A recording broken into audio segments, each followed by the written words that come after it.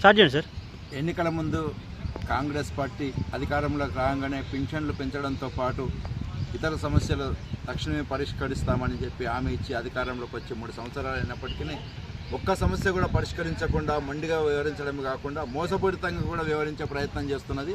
దానికి నిరసనగా రేపు 25వ తారీఖున చేపట్టబోయే వికలాంగుల నిరాహార దీక్షకు రాష్ట్రంలోని అన్ని రకాల వికలాంగులు, వికలాంగుల సంఘాలు, వికలాంగుల శ్రేయోభిలాషులు సంపూర్ణ మద్దతు ప్రకటించి దాన్ని విజయవంతం చేయడంతో పాటు ప్రభుత్వం మెడలు వంచి వాటిని సాధించే విధంగా ప్రతి ఒక్కరు కంకణబద్ధులై ముందుకు కదలాలని చెప్పి కోరుతున్నాను. ధన్యవాదాలు.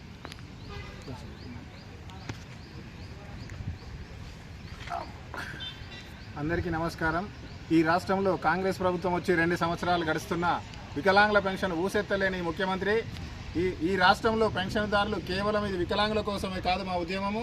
ఈ నెల 25వ తారీఖు ఇందిరా పార్క్ దగ్గర జరిగే మహాదీక్షకు పెన్షన్దారులందరూ అధిక సంఖ్యలో హైదరాబాద్ గ్రామ స్థాయి నుంచి హైదరాబాద్ వరకు అన్ని రకాల పెన్షన్దారులకు చెప్తున్నా, విడోసు, వితంతువులు, ముసలుళ్లకు అందరి పెన్షన్ తరపున వికలాంగులు ముందడిగేసి నడుపుతుర్రు.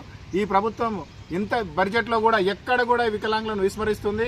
ఓటు కోసమే మమ్మల్ని వాడుకుంటారు. కాబట్టి ముఖ్యమంత్రి గారు ఈ జరగబోయే నిరాహార దీక్షకు ఇందిరా పార్క్ దగ్గర 25వ తారీఖు అధిక సంఖ్యలో పాల్గొని అసెంబ్లీని అట్టుడికి పోయే విధంగా ఇంతమంది జనాలు ఇందిరా పార్కు నిర్బంధం చేసే విధంగా ఈ ఉద్యమానికి వికలాంగులు, పెన్షన్దారులు అందరూ వికలాంగులు ముందడిగేసారు. విడోస్, వికలాంగులు అన్ని రకాల పెన్షన్దారులు అందరూ ఇందిరా పార్క్ వచ్చి విజయవంతం చేయగలరని కోరుతున్నాం. జై వికలాంగ్, జై వికలాంగ్.